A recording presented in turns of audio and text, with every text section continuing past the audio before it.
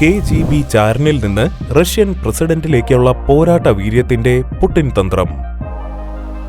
Hello friends, എല്ലാവർക്കും top 10 മലയാളത്തിന്റെ പുതിയൊരു എപ്പിസോഡിലേക്ക് സ്വാഗതം. ലോക രാഷ്ട്രീയത്തിൽ തന്നെ നിർണായക സ്വാധീനമുള്ള ഒരു രാജ്യമാണിന്ന് റഷ്യ.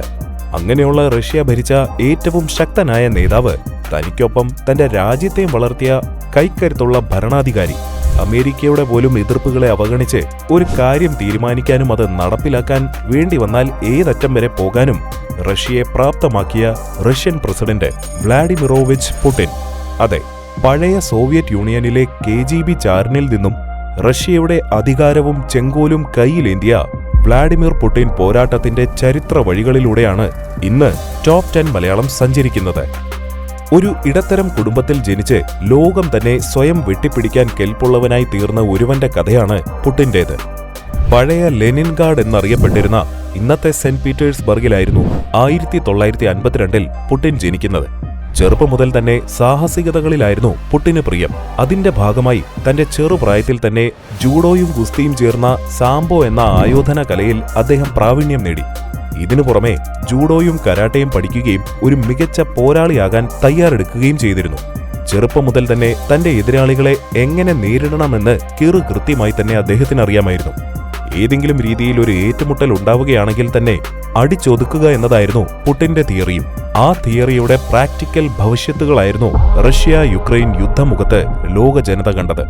അന്നത്തെ ആ യുദ്ധക്കെടുതിയിൽ നേപ്പാൾ, അഫ്ഗാനിസ്ഥാൻ, ശ്രീലങ്ക പോലുള്ള രാജ്യക്കാർക്കൊപ്പം പെട്ടുപോയ മലയാളികളുമുണ്ടായിരുന്നു. യുദ്ധം വരുത്തിയ വിനാശങ്ങളെക്കുറിച്ചും അതുമൂലം തന്റെ കുഞ്ഞുനാളുകളിൽ താൻ അനുഭവിച്ച യാതനകളെക്കുറിച്ചും പല വേദികളിലും പ്രസംഗിച്ച് കയ്യടി നേടിയ അതേ പുടിൻ തന്നെയാണ് യുദ്ധം നിർത്താനുള്ള അനവധി രാജ്യങ്ങളുടെ അഭ്യർത്ഥനകളെ കാറ്റിൽ പറത്തിക്കൊണ്ട് യുക്രൈനെ ആക്രമിച്ച് ലോകത്തെ അമ്പരിപ്പിച്ചത്. 1960കളിൽ, അതായത് പുടിന് 17 വയസ്സ് പ്രായമുള്ള സമയം മുതൽ തന്നെ അന്നത്തെ സോവിയറ്റ് യൂണിയനിൽ ഒരു ചാരനായി മാറണമെന്നതായിരുന്നു പുടിന്റെ ഏറ്റവും വലിയ ആഗ്രഹം. അങ്ങനെ പുടിൻ പ്രാദേശിക KGB ഡെസ്കിനെ സമീപിച്ച് അതിൽ ചേരാൻ ആവശ്യപ്പെട്ടു. എന്നാൽ അവർ അവനോട് പ്രായപൂർത്തിയാകുമ്പോൾ മടങ്ങി വരാൻ പറഞ്ഞ് തിരിച്ചയച്ചു. പിന്നീട് അവൻ ലെനിൻഗ്രാഡ് സ്റ്റേറ്റ് യൂണിവേഴ്സിറ്റിയിൽ ചേർന്ന് നിയമബിരുദം നേടിയെടുത്തു. അവിടെ വെച്ചാണ് പുടിൻ അനറ്റോളി സോബ്ചാക്കിനെ കണ്ടുമുട്ടുന്നത്. അക്കാലത്ത് അദ്ദേഹം അവിടെ ബിസിനസ് നിയമം പഠിക്കുന്ന പ്രൊഫസറായി ജോലി ചെയ്യുകയായിരുന്നു. രണ്ടുപേരും പരസ്പരം വളരെ പെട്ടെന്ന് തന്നെ അടുത്തു. ഇന്ന് നമുക്കറിയാവുന്ന പുടിനെ സൃഷ്ടിക്കുന്നതിൽ പ്രധാന പങ്ക് വഹിച്ച ഒരാൾ സോബ്ചാക്ക് ആയിരുന്നു. അങ്ങനെ 1975 പുടിൻ KGBയിൽ ചേർന്നു. ലെനിൻഗ്രാഡിലെ ഒക്ടയിലെ 401ാമത് KGB സ്കൂളിൽ പുടിനെ പരിശീലനത്തിനയച്ചു. പരിശീലനത്തിനു ശേഷം അദ്ദേഹം സെക്കൻഡ് ചീഫ് ഡയറക്ടറേറ്റിൽ പ്രവർത്തിച്ചു. പിന്നീട് കൗണ്ടർ ഇന്റലിജൻസ് ഓപ്പറേഷൻസ് ഏറ്റെടുത്തു. ഒടുവിൽ അദ്ദേഹം ഫസ്റ്റ് ചീഫ് ഡയറക്ടറേറ്റിലേക്ക് മാറി. ലെനിൻഗ്രാഡിലെ വിദേശ ഉദ്യോഗസ്ഥരെ നിരീക്ഷിക്കുന്ന ചുമതലയിൽ ഏർപ്പെട്ടു.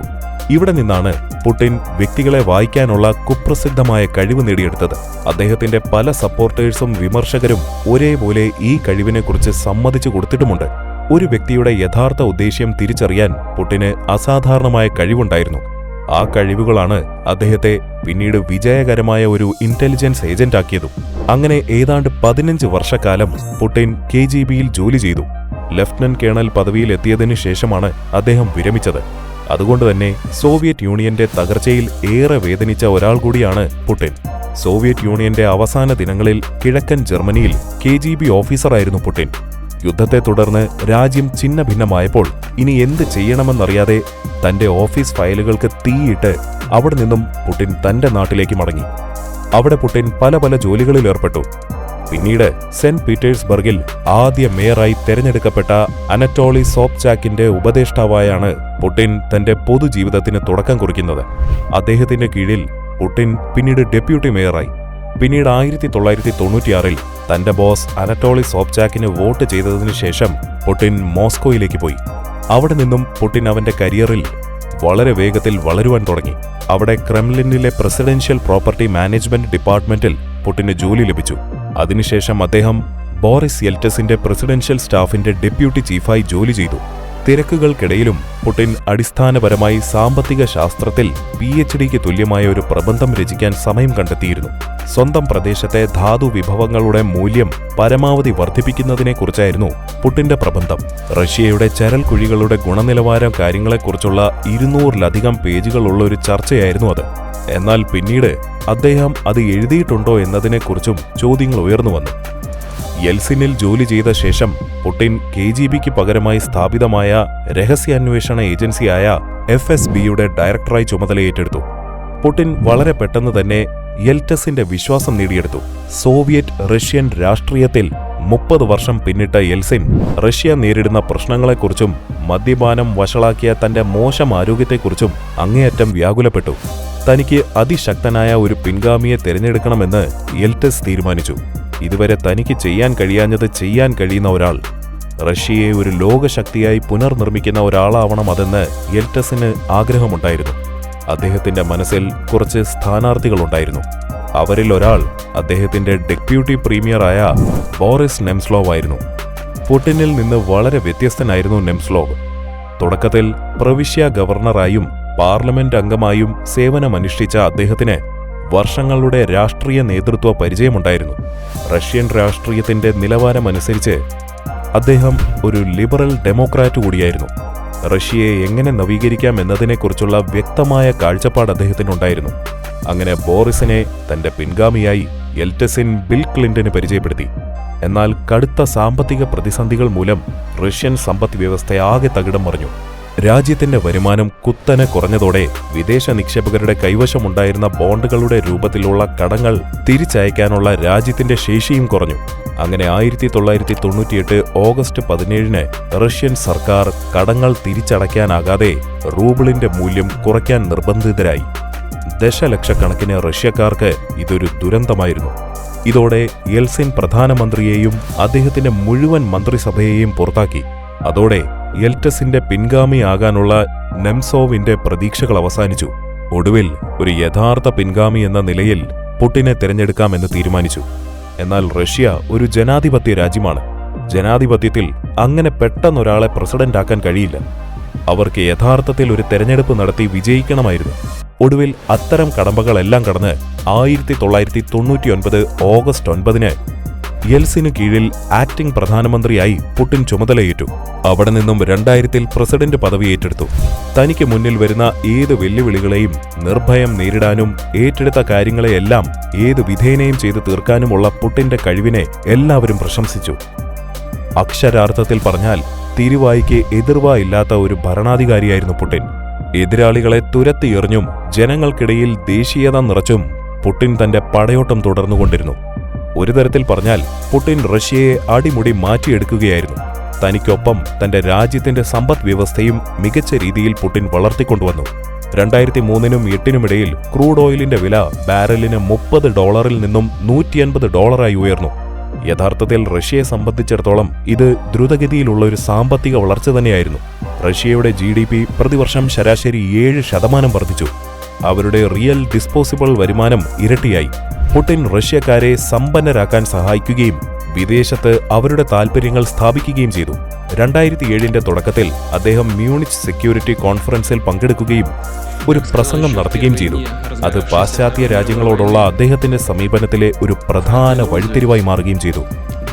യുക്രൈൻ ആക്രമിക്കുന്നതിന് 15 വർഷം മുൻപ്, അതായത് ഷീ ജിൻപിങ് ചൈനയുടെ നേതാവായിരിക്കുന്നതിന് 5 വർഷം മുൻപ് റഷ്യ ഒരു മൾട്ടി പോളാർ ലോകക്രമം ആഗ്രഹിക്കുന്നുവെന്ന് പുടിൻ ലോകത്തോട് പറയുകയുണ്ടായി. മറ്റൊരു വിധത്തിൽ പറഞ്ഞാൽ മുതലാളിത്തം, ജനാധിപത്യം, മറ്റ് പാശ്ചാത്യ മൂല്യങ്ങൾ എന്നിവയെ പ്രതിനിധീകരിക്കുന്ന ഒരു സംവിധാനം ശക്തി കുറഞ്ഞതായി മാറണമെന്ന് അദ്ദേഹം ആഗ്രഹിച്ചു. പുടിന്റെ ഈ പ്രസംഗം റഷ്യയിലെ ദേശീയവാദികളുടെ ചെവിയിൽ സംഗീതം പോലെ പ്രിയപ്പെട്ടതായി. മുൻകാലങ്ങളിൽ നിന്നും വ്യത്യസ്തമായി വിദേശ നയങ്ങളിൽ പാശ്ചാത്യ രാജ്യങ്ങൾക്കെതിരെ പുടിൻ നിലകൊണ്ടു. അത് തന്റെ രാജ്യത്ത് അദ്ദേഹത്തിന്റെ ജനപ്രീതി വർദ്ധിപ്പിക്കുന്നതിനും കാരണമായി. യുക്രൈനിൽ നിന്ന് ക്രിമിയയെ പിടിച്ചെടുത്തതും സിറിയയിൽ ഇസ്ലാമിക് സ്റ്റേറ്റിനെതിരെ നിലപാടെടുത്തതും പുടിന്റെ പ്രതിച്ഛായ വർദ്ധിപ്പിച്ചു. അങ്ങനെ സോവിയറ്റ് യൂണിയന്റെ തകർച്ചയ്ക്ക് ശേഷം ലോകരാഷ്ട്രത്തിൽ റഷ്യയ്ക്ക് സുപ്രധാനമായ ഒരു സ്ഥാനം ലഭിച്ചു. പുടിനു മുന്നിൽ മറ്റൊരു പ്രധാന തടസ്സമായി ഉണ്ടായിരുന്ന ഒരു കാര്യം റഷ്യയുടെ ഭരണഘടന അനുസരിച്ച് അദ്ദേഹത്തിന് യഥാർത്ഥത്തിൽ 3ാം തവണയും പ്രസിഡന്റായി പ്രവർത്തിക്കാൻ കഴിയുമായിരുന്നില്ല എന്നതായിരുന്നു. അതിനാൽ അദ്ദേഹം തന്റെ വിശ്വസ്ത പ്രധാനമന്ത്രി ദിമിത്രി മെദ്വദേവുമായി ഒരു പദ്ധതി തയ്യാറാക്കി. മെദ്വദേവ് പ്രസിഡന്റാകും, പുടിൻ പ്രധാനമന്ത്രിയും. ആ സ്ഥാനത്ത് തന്നെ 2ൽ കൂടുതൽ തവണ പ്രസിഡന്റാകാൻ കഴിയില്ല എന്ന് ആ ഭരണഘടനാ ചട്ടം പുടിൻ ഭേദഗതി വരുത്തി. ഇതുപ്രകാരം പുടിന് 6 തവണ വരെ പ്രസിഡന്റ് സ്ഥാനം തുടരാമെന്ന നിലയിലേക്ക് കാര്യങ്ങൾ മാറി. ജനാധിപത്യത്തിന്റെ നഗ്നമായ ഒരു അട്ടിമറി തന്നെയായിരുന്നു അത്. പുടിൻ അധികാരത്തിൽ പിടിമുറക്കാനുള്ള ഒരു മാർഗവും. അങ്ങനെ ഒടുക്കം ഫിഗർ ഹെഡ് പ്രസിഡന്റ് ആകാൻ 71% റഷ്യക്കാരും മെഡ്വഡേവിന് വോട്ട് ചെയ്തു. പ്രത്യക്ഷത്തിൽ പ്രസിഡന്റായിട്ടില്ലെങ്കിലും അധികാരത്തിൽ പുടിന്റെ പിടി എന്നത്തെക്കാളും ശക്തമായി തന്നെ തുടർന്നു. അങ്ങനെ 1999 മുതൽ 2008 വരെയും 2012 മുതൽ ഇന്ന് വരെയും പുടിൻ അധികാരത്തിൽ തുടർന്നു. പുടിന്റെ സ്വകാര്യ ജീവിതത്തെക്കുറിച്ചും ആസ്തികളെക്കുറിച്ചുമെല്ലാം പല അഭ്യൂഹങ്ങളും നിലനിൽക്കുന്നുണ്ട്. എന്നാൽ ഇതെല്ലാം പുടിൻ തള്ളിക്കളയുകയായിരുന്നു. ശക്തനായ ഒരു ഭരണാധികാരി ആയതുകൊണ്ട് തന്നെ പുടിൻ എതിരാളികളും ഒരുപാടുണ്ടായിരുന്നു. എന്നാൽ തനിക്കെതിരെ ശബ്ദമുയർത്തിയ പലരെയും അതിവിദഗ്ധമായി തന്നെ പുടിൻ നിശബ്ദമാക്കി. അവരിൽ പലരും പിന്നീട് കൊല്ലപ്പെടുകയോ തടവിലാക്കപ്പെടുകയോ ആയിരുന്നു പതിവ്. തന്റെ രാഷ്ട്രീയ എതിരാളിയാകുമെന്ന് പുടിൻ ഭയന്ന മിഖായേൽ ഖോഡർകോവിസിനെ തിരിമറികൾ ആരോപിച്ച് പുടിൻ 10 വർഷത്തേക്ക് തടവിലാക്കുകയായിരുന്നു ചെയ്തത്. മുൻ ലോക ചെസ് ചാമ്പ്യനായിരുന്ന രേഖി കാസ്പ്രോവ് ആയിരുന്നു പുടിന്റെ മറ്റൊരു വിമർശകൻ. ഭരണപീഡനം ഭയന്ന് അദ്ദേഹം റഷ്യയിൽ നിന്ന് പലായനം ചെയ്തു. മുൻ സുഹൃത്തും പിന്നീട് പുടിന്റെ മുഖ്യ ശത്രുവുമായി മാറിയ കോടീശ്വരൻ മോറിസ് ബെസ്റോസ്കോവിസ്കി ബ്രിട്ടനിൽ രാഷ്ട്രീയ അഭയം തേടി. പക്ഷേ പിന്നീട് അദ്ദേഹം ദുരൂഹ സാഹചര്യത്തിൽ കൊല്ലപ്പെടുകയാണുണ്ടായത്. പുടിന്റെ മറ്റൊരു കടുത്ത വിമർശകനായിരുന്ന ഉപപ്രധാനമന്ത്രി ബോറിസ് മെസ്റ്റേർസോ ക്രെംലിൻ പാലത്തിലൂടെ തന്റെ വീട്ടിലേക്ക് നടന്നു പോകുന്ന വഴി വെടിയേറ്റ് മരിച്ച സംഭവവും അക്കൂട്ടത്തിൽ എടുത്തു പറയേണ്ട ഒന്നാണ്. ഒടുവിൽ പുടിന്റെ ഉറക്കം കെടുത്തിയ അലക്സി നവലിനെയും വിഷബാധയേറ്റ നിലയിൽ മരണത്തെ മുഖാമുഖം കണ്ടു. മനുഷ്യാവകാശ പ്രവർത്തകർ, മാധ്യമപ്രവർത്തകർ, നിയമജ്ഞർ എന്നുവേണ്ട പുടിനെതിരെ ഒരു ചെറുവിരൽ അനക്കിയതിന് പോലും റഷ്യയിലും വിദേശ രാജ്യങ്ങളിലുമായി മരിച്ചു വീണവരുടെ എണ്ണം നിരവധിയാണ്. തനിക്കെതിരെ നിന്നവരെയൊക്കെയും എന്ത് വില കൊടുത്തും ഉന്മൂലനം ചെയ്യാൻ പുടിന് ഒരു മടിയുമുണ്ടായിരുന്നില്ല.